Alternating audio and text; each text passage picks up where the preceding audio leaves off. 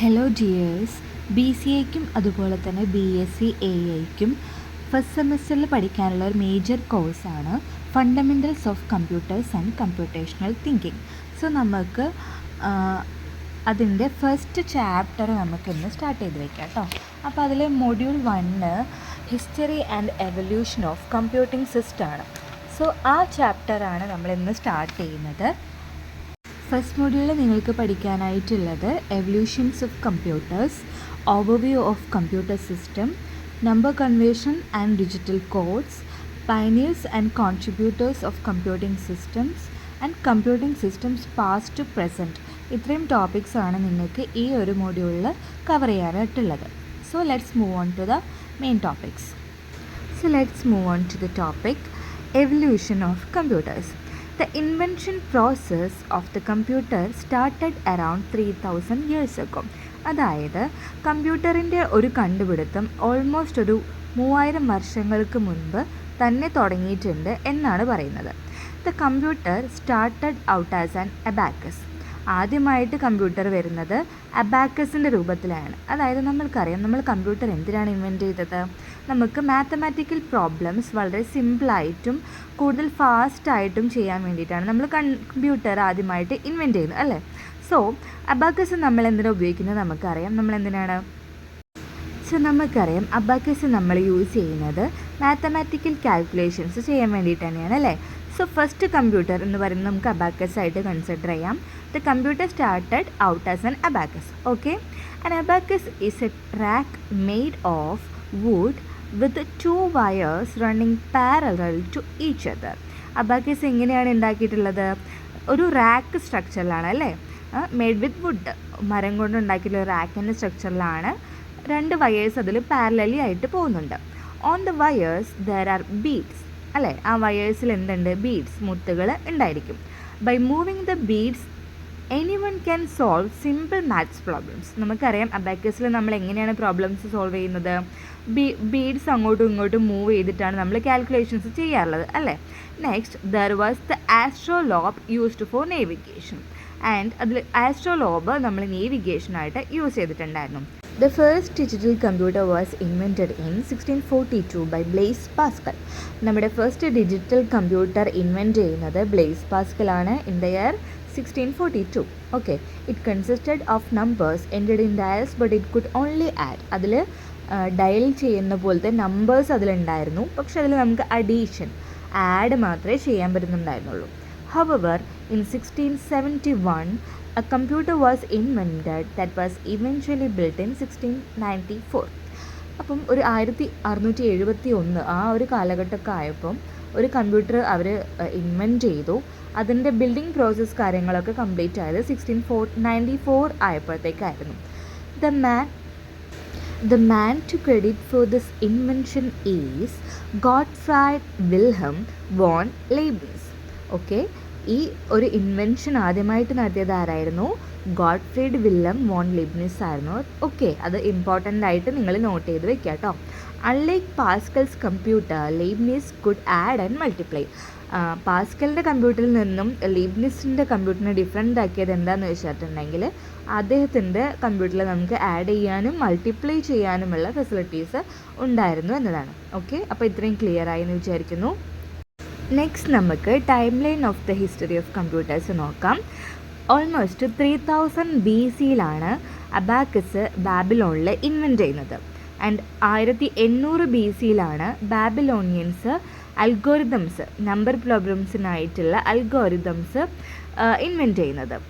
And 500 BCയിലാണ് Egyptians ബീഡ്സും അതുപോലെ തന്നെ വയറും ഒക്കെ യൂസ് ചെയ്തിട്ട് അബാക്കസ് ബിൽഡ് ചെയ്യുന്നത്.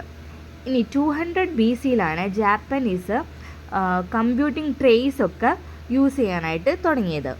ആൻഡ് 1617 ഒരു സ്കോട്ടിഷ് ഇൻവെൻറ്ററായിട്ടുള്ള ജോൺ നാപ്പിയർ അദ്ദേഹം അവർ കാണിച്ചെന്താണെന്ന് വിചാരിച്ചിട്ടുണ്ടെങ്കിൽ എങ്ങനെ നമുക്ക് സബ്ട്രാക്ട് ചെയ്തുകൊണ്ട് ഡിവൈഡ് ചെയ്യാം, എങ്ങനെ നമുക്ക് ആഡ് ചെയ്തുകൊണ്ട് മൾട്ടിപ്ലൈ ചെയ്യാം, ഈ ഒരു കാര്യങ്ങൾ ഷോ ചെയ്തത് ജോൺ നാപ്പിയർ ആയിരുന്നു.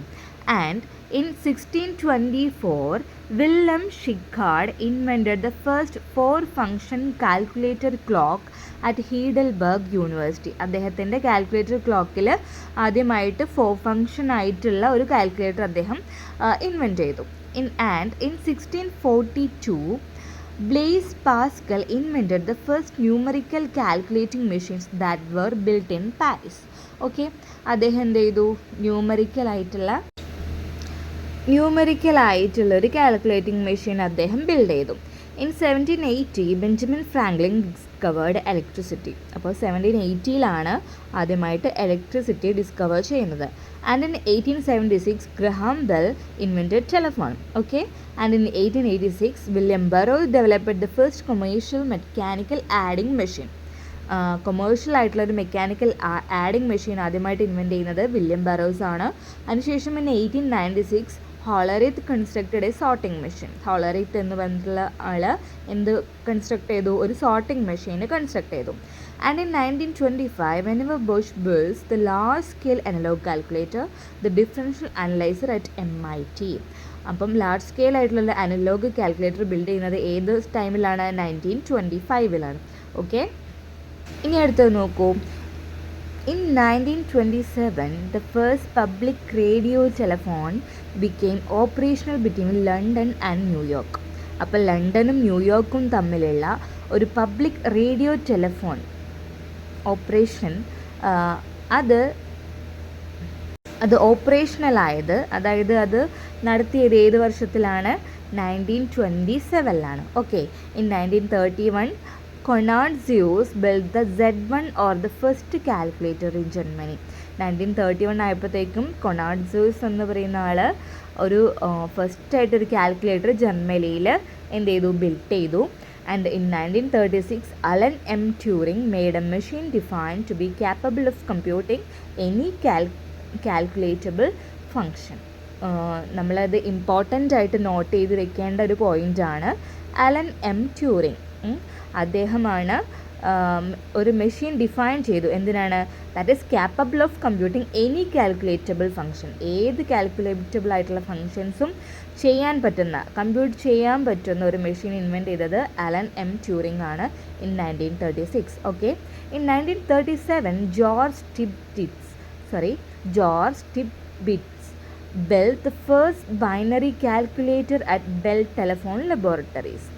അപ്പോൾ ജോർജ് ടിബ്ബിറ്റ്സ് എന്ന് പറയുന്ന ആളാണ് ഫസ്റ്റ് ബൈനറി കാൽക്കുലേറ്റർ ബിൽഡ് ചെയ്യുന്നത് at Bell Telephone Laboratories. Okay, in 1938 Hewlett Packard company made electric equipments. So ഈ ഒരു കമ്പനിയാണ് ഇലക്ട്രിക് എക്യുപ്മെൻറ്റ്സ് ഉണ്ടാക്കിയിട്ടുള്ളത്.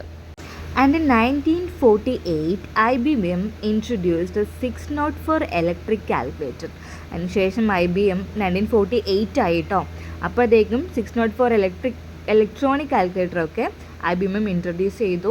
And in 1953 Remington Rand developed the first high speed printer. First high സ്പീഡായിട്ടുള്ള printer develop ചെയ്തു. Then in 1958 NEC Japan developed the first electronic computer. And in 1960 removable disk appear for the first time. അതായത് കമ്പ്യൂട്ടറിലേക്ക് removable ആയിട്ടുള്ള ഡിസ്കുകൾ ഒക്കെ രൂപകൽപ്പന ചെയ്യാൻ തുടങ്ങി. In 1972 Intel introduced an 8-bit microprocessor. Intel എന്ത് ചെയ്തു? 8-bit ആയിട്ടുള്ള ഒരു മൈക്രോ പ്രോസസ്സർ ബിൽഡ് ചെയ്തു. And in 1976 Perkin Elmer and Gould SEL introduced super mini computers vacuum tube circuit. Okay, in 1977 Apple II personal computer was introduced. 1977 ആയപ്പോഴത്തേക്കും Apple IIൻ്റെ personal കമ്പ്യൂട്ടറും introduce ചെയ്തു. അടുത്തതായിട്ട് നമുക്ക് ജനറേഷൻസ് ഓഫ് കമ്പ്യൂട്ടിംഗ് നോക്കാം. The history of computer development is often referred to in reference to the different generations of computing devices.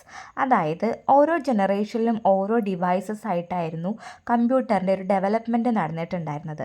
Each generation of computer is characterized by characterized by a major technological development that fundamentally changed the way computers operate. ഓരോ ജനറേഷനിലും വന്നിട്ടുണ്ടായിരുന്ന ഓരോ ചേഞ്ചസും ഓരോ ഇൻവെൻഷൻസും എന്താണ് fundamentally നമ്മുടെ കമ്പ്യൂട്ടേഴ്സിൻ്റെ ഓപ്പറേഷൻസിനെ change ചെയ്തിട്ടുണ്ടായിരുന്നു, resulting in increasingly smaller, cheaper, more powerful, efficient and reliable devices. അങ്ങനെ ഒരുപാട് ജനറേഷൻ്റെയൊക്കെ എഫേർട്ടിൻ്റെയൊക്കെ ഭാഗമായിട്ട് നമുക്ക് എന്തായിരുന്നു ഇപ്പം നമ്മൾ കാണുന്ന നമ്മുടെ കയ്യിൽ കൊണ്ടു നടക്കാൻ പറ്റുന്നൊരു ചെറിയ ഫോണിലേക്ക് നമ്മുടെ കമ്പ്യൂട്ടർ സിസ്റ്റം ചുരുങ്ങി വന്നു അല്ലേ. അപ്പോൾ അതെങ്ങനെയാണ് ആ വലിയ സൈസിൽ നിന്നും ചെറിയ സൈസിലേക്കുള്ള ആ ഒരു മാറ്റം നമുക്ക് നോക്കാം. Let us discuss in the next video. Thank you.